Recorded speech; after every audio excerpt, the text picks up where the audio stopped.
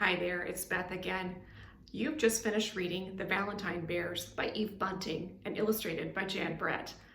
I hope that you enjoyed that story, and I invite you to come along with me for this fun writing activity in which you are going to be in charge of writing your own animal Valentine.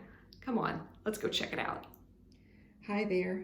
Now that you've read the book The Valentine Bears by Eve Bunting, you're going to have the opportunity to create your own Valentine.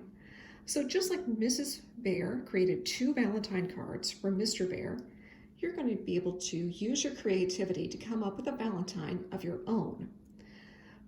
So what you're going to do is you're going to be in charge of selecting one animal. Now this could be any animal at all. So perhaps your favorite animal. It could be a dog, a cat, a hamster, a bird, a red panda, anything at all. Just select your favorite animal and then pretend that you are that animal and you're going to be sending a Valentine to another animal of your same species.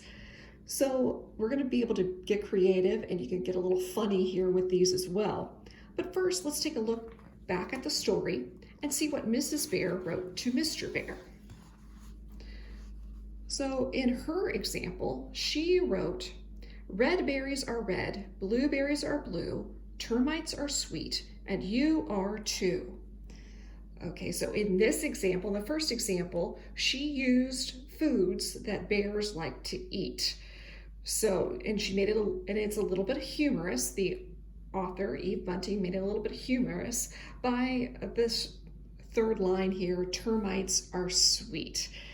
Well, that's very funny because we think termites are pretty gross, but to a bear, perhaps they are sweet. I don't know, I've never tasted one, and I don't plan on trying one anytime soon.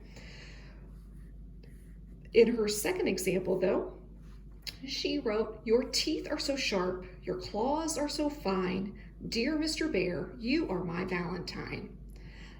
Now, in both of these examples, she has the pattern of the second line rhyming with the fourth line. So if we read this again, red berries are red, blueberries are blue, termites are sweet, and you are too. Blue and two rhyme. Even though they are not spelled the same at the end of the words, they sound the same. Blue, two. In her second example, your teeth are so sharp, your claws are so fine, dear Mr. Bear, you are my Valentine. Again, second line rhyming with the fourth line. Fine, Valentine. And in this example, they are spelled in the same way at the end of the word, but they also rhyme, meaning that they sound the same at the ends of the words. Now, here's your challenge. You are going to be challenged to do something similar.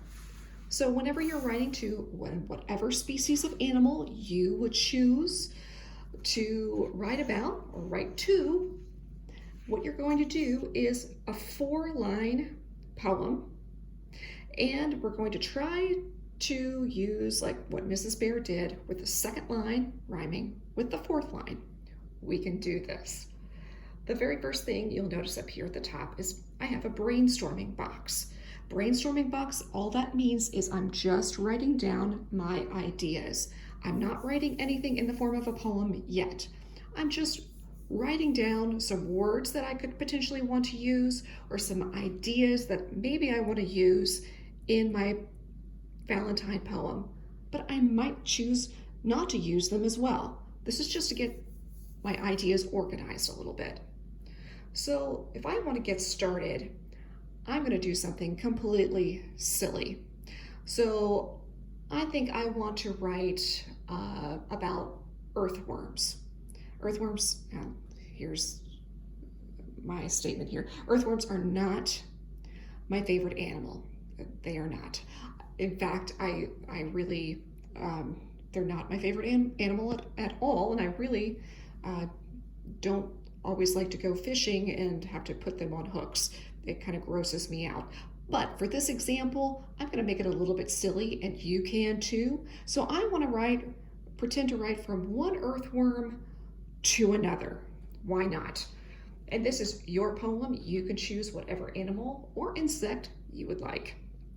All right, so in my brainstorming box, in her second example to Mr. Bear, she wrote, your teeth are so sharp, your claws are so fine. So she's describing aspects about and descriptions about Mr. Bear.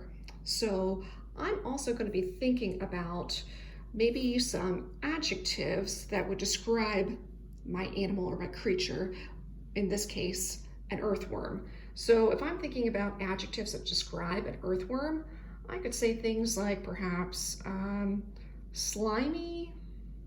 They are slimy. Let's see, they are also squishy. So maybe I can include that. As far as color, they're kind of a pinkish color. So I could say they're pink. And okay, so here's some adjectives that would describe my earthworm. I think, so I'm looking through my list right now. I know that I'm going to need my word at the end of line 2 to rhyme with the word that ends with line 4. So I'm going to look through my list at this time and try to find a word that's easy to rhyme. So in other words, that rhymes with a lot of other different words. And I think pink is going to be the word that I'm going to try to use for my rhyme. It rhymes with a lot of stuff. I'm going to have a lot of different options. So pink, I think, might be the word I'm going to try to use to rhyme. So now I'm going to write over here some words that rhyme with pink. And I'm just going to go through the alphabet and just try beginning sounds that are going to end, and combine them with the ending ink. Okay, so examples like, let's see, blink, or clink, or link, about rink, let's see, a sink, or stink. Oh, that could be funny.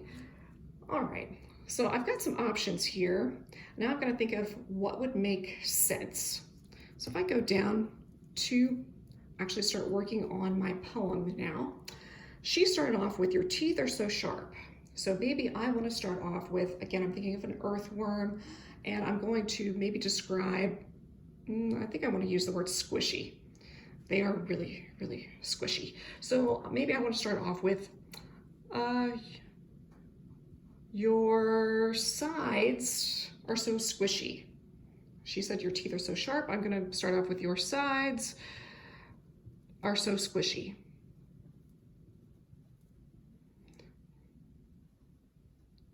Again, making this kind of funny. We can have fun with this. Okay, your sides are so squishy. My second line needs to rhyme with my fourth. I decided that I'm going to end with the word pink. Okay, so your sides are so squishy. What is pink? The earthworm's skin is pink, so maybe I'm going to go with that. Your skin is so pink.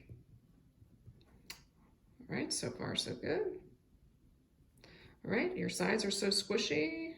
Your skin is so pink. All right, now I've got to think to myself, what word do I want to use that rhymes with pink to end my last line? And I'm going to kind of think backwards here. So, okay, your skin is so pink. Which one of these would make the most sense? I could use the word stink, because worms sometimes are found in things like compost, which is, you know, sometimes garbage. It's been thrown out and garbage stinks. So that's a possibility. Sink, I don't know if I can really come up with anything for that. Rink, I don't think a worm is going to go into a skating rink, although I don't know, maybe in some stories perhaps. Link, I could potentially do something with that. Like, my heart is linked with yours. That's a possibility. Clink, that might also be a bit of a stretch. Blink. Although I'm liking the idea of blink, because I'm thinking about an earthworm. Okay, earthworms, and this is going to be funny again. So earthworms do not have eyes, correct? So I think I'm gonna go with blink to make it extra silly. Okay, so maybe I could say, if only I had eyes, I'd look at you and not blink. Maybe. All right, let's try it. Okay, if only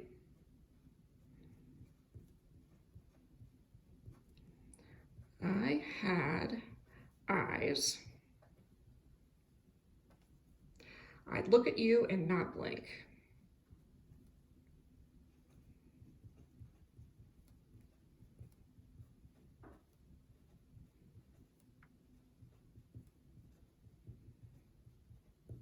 Okay, and again, pink and blink are my rhyming words. Now, if I'm looking at that last line again, I think I could do better. Okay, so I said, if only I had eyes, I'd look at you and not blink. The word look is okay. I'd look at you and not blink. Okay, well, I want something, this is supposed to be a Valentine, so look is okay, but I think I can think of a better word, one that means more like you're looking at someone lovingly. I think I know a synonym that would work better. Maybe I want to use the word gaze. Like you're gazing at someone, that it has a more of a connotation of, kind of looking at someone lovingly. All right, now I'm going to read it through and see what I think. Your sides are so squishy, your skin is so pink. If only I had eyes, I'd gaze at you and not blink. Not too bad. So kind of a funny poem, a Valentine poem from one worm to another. So at this point, I invite you to go ahead and let your creativity run wild. Start off with your brainstorming box. Think of some adjectives. Go through your list then. Find one that has a lot of rhyming words. Write those over to the side and then see what you can come up with, making sure that second and fourth line, the last word rhymes. And then you got some space here at the bottom that you can do some decorating for the rest of your Valentine. Happy creating and happy writing.